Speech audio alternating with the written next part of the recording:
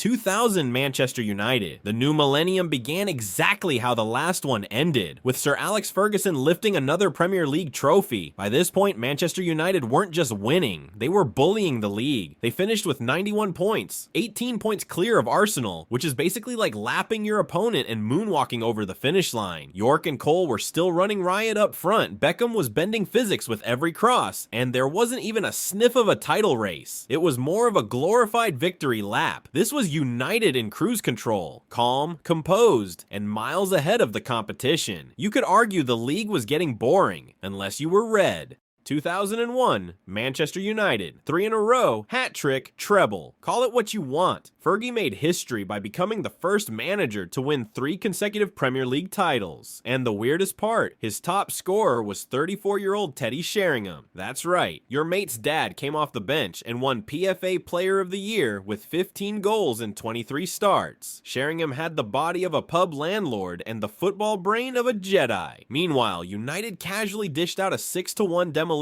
job to Arsenal, just to remind everyone who's boss. The rest of the league was just trying to survive while Ferguson was perfecting domination. 2002 Arsenal. Something finally changed in 2002. Arsenal decided they were tired of playing second fiddle and went full throttle. The season started with Liverpool flying and United still lurking, but it ended with Arsenal doing the unthinkable, winning 11 straight games and sealing the title at Old Trafford. That's like stealing your rival's crown in their house and taking selfies on their throne. Sylvain Wiltord scored the goal, but it was Thierry Henry, Robert Pires, Dennis Bergkamp, and Patrick Vieira who made this team unforgettable. Oh, and don't forget Sol Campbell, a free transfer from Spurs who joined just to win trophies and haunt his old club. Arsenal didn't just win the league, they also bagged the FA Cup to complete the double. North London was glowing red, and Spurs fans were seeing that glow from their basement. 2003 Manchester United. The 2002-03 season was the blueprint for a classic United ambush. Arsenal were 8 points clear in March. 8. But then came the collapse. 3 draws, 1 brutal home loss to relegation battling Leeds, and United just strolled back into first place like they'd left their phone there. Ruud van Nistelrooy was an absolute monster, scoring 25 league goals with the finishing instincts of a vampire in a blood bank. The defense, reinforced with a £29 million Rio Ferdinand, a record back then. United were built to kill title hopes, and Arsenal provided the body. It was Ferguson's sweet revenge, and a gentle reminder that the king was still seated on the throne. 2004, Arsenal, the Invincibles. No defeat, no mercy, no equals. Arsene Wenger didn't just win the league. He redefined what was possible in English football. 26 wins, 12 draws, 0 losses. It's a record that still stands. This wasn't just a football team, it was a football philosophy. Henry was levitating on pitches, scoring 30 goals and breaking ankles. Bergkamp was still elegance personified. Even Jens Lehmann came in and held the line. And they didn't just win the league, they did it at White Hart Lane against Spurs. The poetry writes itself. People love to say they drew too many games, but let's be real, 38 games unbeaten is psychological warfare. No one else has done it since. Not Chelsea's machines, not City's robots, not even Fergie's armies. Arsenal weren't just champions, they were immortals. 2005 Chelsea. Here comes the money. In 2005, Roman Abramovich's millions finally translated into pure domination. And at the helm, Jose Mourinho, the self-proclaimed special one who actually walked the talk. Chelsea didn't just win, they suffocated everyone. 95 points, 15 goals conceded. 15. That's like letting someone shoot at your goal with a Nerf gun. Petr Cech was a wall. Terry and Carvalho formed a defensive Death Star. Makelele invented the role he played in. Lampard ran the show and Drogba started heating up. This team was less football club and more juggernaut. Mourinho brought a machine-like ruthlessness the league hadn't seen before. They weren't beautiful, they were brutal, and when they lifted their first title in 50 years, you knew this wasn't a one-off. This was a new era. Blue, steel, relentless. 2006 Chelsea, back-to-back, double tap. Chelsea didn't just defend their title, they fortified it like a Roman fortress. Jose Mourinho had turned Stamford Bridge into an impenetrable bunker. Chelsea started the season like a raging bull, winning their first 9 games, scoring for fun, and leaving defenders traumatized in their wake. Lampard once again led from midfield, finishing as their top scorer with 16 goals. Essien added muscle, Robin added chaos, and Drogba, Well, Drogba was becoming Drogba, the man who made center backs cry. The title was sealed with a commanding 3-0 win over Manchester United at the Bridge. That wasn't a match, that was a message. This team wasn't here to compete, they were here to conquer. 2007 Manchester United. The Mourinho era hit a wall, and guess who came crashing through it? Sir Alex. The Red Machine returned with a vengeance, powered by the most electrifying front three the league had seen since the Spice Girls. Wayne Rooney, Cristiano Ronaldo, and Luis Saha. This season marked the rebirth of United's dominance, rebuilt from the ashes of the early 2000s into something scary. Ronaldo went from flashy teenager to lethal winger, netting 17 goals and doing stepovers like he had cheat codes. Nemanja Vidic and Patrice Evra were settling in, making the defense a war zone for strikers. United were stylish, lethal, and back on their perch, and this time they weren't in the mood to share. 2008 Manchester United. Ronaldo, Ballon d'Or, 31 goals, and a team that refused to lose. United retained the title after a season-long tug-of-war with Arsenal and Chelsea. Arsenal actually led the race into February, but Eduardo's leg said no thanks, and the Gunners collapsed like a flan in a cupboard. Meanwhile, Chelsea were always lurking but couldn't quite take the final step. United, they were composed, ruthless, and clutch. Ronaldo was unplayable. Tevez was relentless. Rooney was Rooney, the crown jewel, beating Chelsea in the Champions League final after John Terry's slip. That wasn't just a trophy, that was football poetry, and it cemented United as the top dogs in both England and Europe. 2009, Manchester United, 3 titles in a row. Again, Sir Alex Ferguson really said, let me just copy-paste 1999. But this time, it was Liverpool breathing down their necks. Steven Gerrard and Fernando Torres had Anfield dreaming. They even slapped United 4-1 at Old Trafford. But dreams fade. And so did Liverpool's title charge. 7 draws in 10 games turned them from contenders to runners-up. United, on the other hand, kept grinding. Rooney, Berbatov, and a still-hungry Ronaldo fired the bullets. And Edwin van der Sar set a new record for most minutes without conceding. When it mattered, United just had more ice in their veins. And with that 18th title, they drew level with Liverpool in the all-time league count. A symbolic moment. The apprentice had become the master. 2010 Chelsea. If 2009 was all about control, 2010 was about chaos. Glorious high-scoring chaos. Chelsea under Carlo Ancelotti turned into the most fearsome attacking team in Premier League history. At least statistically, 103 goals. That's right, they averaged over 2.7 goals a game. Didier Drogba was an absolute menace, scoring 29 goals and playing like he was personally offended by goalkeepers. Lampard chipped in with 22. Malauda and Anelka added more fire. And just for fun, they beat Wigan 8-0 on the final day to seal the title. This wasn't death by 1,000 passes. This was death by 1,000 cannonballs. They even beat United at Old Trafford with a controversial offside goal. Karma, maybe, but Chelsea didn't care. They had the league, the FA Cup, and a team that could tear anyone apart. Blue was back on top, and this time they did it in style. 2011 Manchester United. This was the season Manchester United made it official. The most successful club in English history. Title number 19. Liverpool dethroned. And how did they do it? Not by blowing teams away, but by turning Old Trafford into Fort Knox. They won 18 home games, drew 1, lost none. That's video game form. Berbatov was peak elegance, scoring 20 goals with the effort of someone ordering room service. Chicharito added energy and chaos. And the old guard, Giggs, Scholes, Neville, just kept rolling back the years. Away from home, they were weirdly average, but it didn't matter. This was United flexing historical dominance, saying, you had a good century, Liverpool, but this one's ours.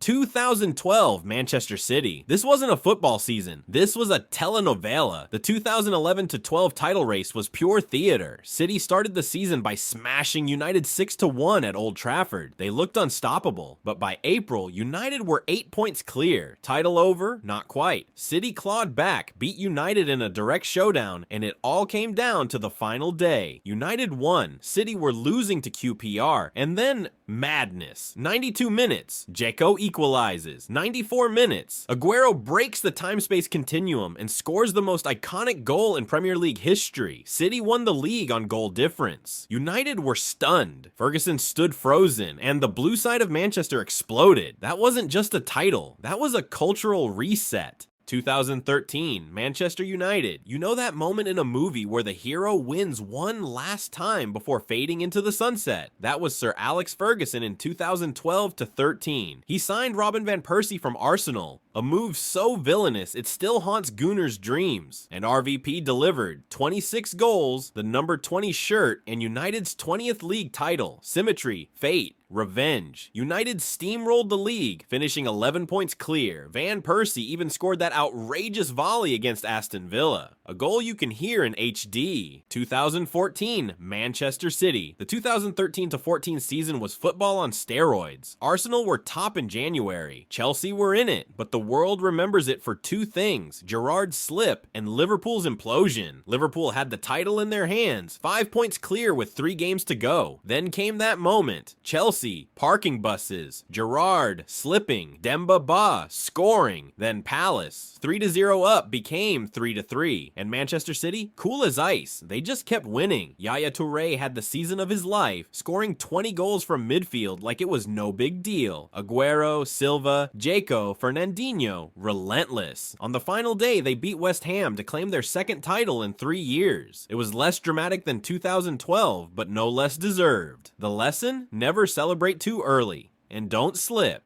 2015 Chelsea. Mourinho returned, and so did the fear factor. After a year of tinkering, he built a Chelsea side that was just efficient. They weren't flashy, they didn't score 100 goals, but they controlled games like puppet masters. From the end of August, they were top and never moved. Diego Costa was a street fighter in football boots, bagging 20 goals. Cesc Fabregas was delivering assists like Amazon Prime, and Eden Hazard, he was unplayable, danced through defenses like they were holograms. After a mid-season 5-3 loss to Spurs, Mourinho said never again and slammed the tactical brakes. 1-0 wins, 2-1 grinds. They weren't fun to watch, but they were impossible to stop. 2016, Leicester City. If you wrote this in a movie script, the studio would reject it for being too unrealistic. Leicester City, a team that was bottom of the league in April 2015, won the Premier League a year later. Not just won it, dominated it. This wasn't a lucky break or a fluke. They were top from November to May. Claudio Ranieri, the tinkerman turned master tactician, took a team of supposed rejects and turned them into champions. Jamie Vardy broke the record for scoring in 11 consecutive games. Riyad Mahrez cooked defenders for fun and won PFA Player of the Year. And N'Golo Kante covered more ground than a NASA rover. And Tottenham, they were the only challenger and still managed to bottle it. Chelsea officially handed Leicester the title by drawing with Spurs in a game that felt like a street brawl. Leicester weren't just a good story, they rewrote history.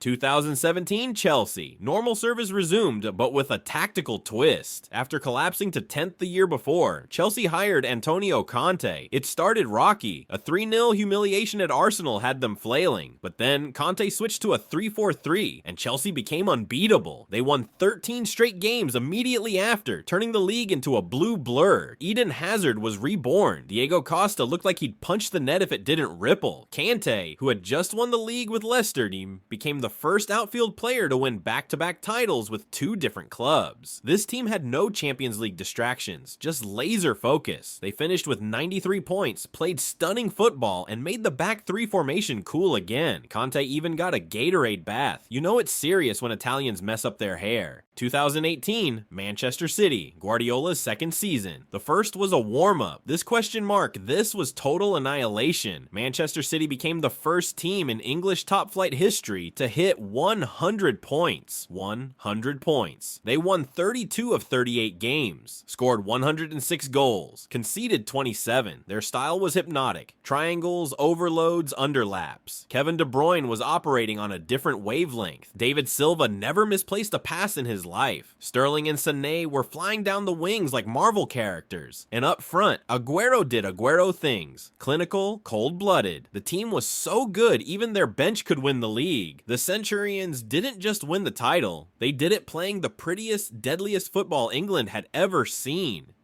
2019, Manchester City. How do you follow a 100-point season? You do 98 and still win the league. This was the most intense title race in Premier League history. Liverpool were immense, finishing with 97 points, the third highest total ever, and they still came second. Manchester City had to be perfect. After a couple of mid-season slip-ups, they went on a 14-game winning streak to end the season, including a knife-edge 1-0 win over Leicester thanks to Vincent Kompany's screamer. A goal so absurd even his teammates told him not to shoot. Guardiola's side were relentless. Agüero, Sterling, Bernardo Silva. Every week someone stepped up. This team had no room for error, and somehow they didn't make one. Oh, and just for fun, they won every domestic trophy that season. Community Shield, League Cup, FA Cup, Premier League. That's not a double. That's not a treble. That's a domestic monopoly.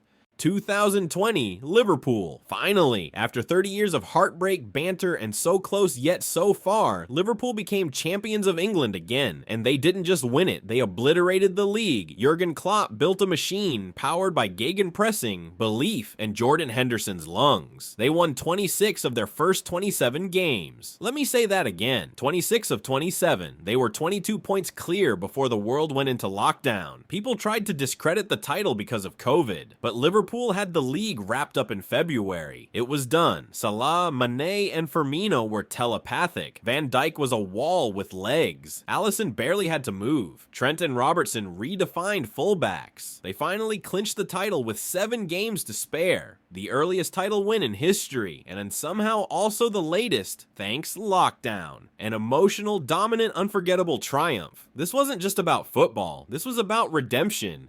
2021, Manchester City. This season was weird. 8 different teams led the table at some point, but when the dust settled, guess who stood tallest? Pep Guardiola's Man City, again, and they did it without a striker. Like, literally. Number 9, just midfielders everywhere. At one point in November, City were in 13th. Then, they won 15 league games in a row. 15, Ilkay Gundogan decided to become prime Lampard out of nowhere, scoring 13 goals. Ruben Dias showed up and instantly turned City's defense into a brick wall, now winning player of the season as a center back. The squad depth was silly. Phil Foden was floating between midfield and wing like a cheat code. And this wasn't just another title. It was the blueprint for strikerless total football. Pep was playing chess while everyone else was playing FIFA. 2022, Manchester City. If you thought 2021 was tense, 2022 was theater. City led for most of the season, but Liverpool were breathing down their necks. And it all came down to the final day. City were 2-0 down at home to Steven Gerrard's Aston Villa. Liverpool fans were polishing the trophy. Coutinho, another ex-Red, had even scored. It was written in the stars until Pep hit the panic button and turned into Dr. Frankenstein. 3 goals in 5 minutes. Gundogan came off the bench like a Marvel post-credit scene and flipped the script. City won 3-2. The Etihad erupted. Liverpool's dream died again. The storyline was Shakespearean. The outcome? Manchester City's 4th title in 5 years. Efficient, ruthless, inevitable. 2023 Manchester City. 3-peat? Confirmed. And not just that.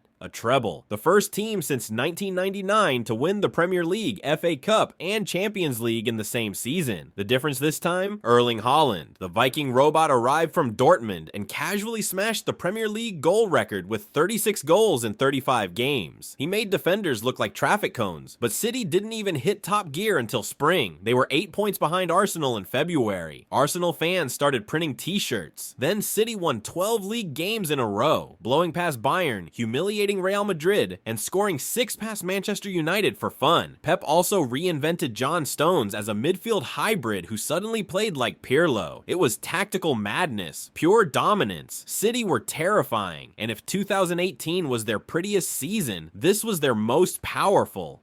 2024, Manchester City. At this point, the Premier League should have just renamed the trophy Pep's property. Manchester City made history by becoming the first team to win 4 league titles in a row. Or Arsenal pushed again, led the table for 248 days, and still bottled it. You can't write this stuff. City weren't even top at Christmas. They were 4th, but they kicked into Terminator mode again, winning 19 of their last 23 games. Foden stepped up huge, winning Premier League Player of the Season with 19 goals, many in big games. Rodri turned into a midfield warlock and eventually even won the Ballon d'Or. Yes, a defensive midfielder won the Ballon d'Or. That's how dominant he was. Haaland still dropped 27 goals, because of course he did. And yet again, the rest of the league was just watching from the passenger seat. Pep's dynasty wasn't just continuing, it was evolving.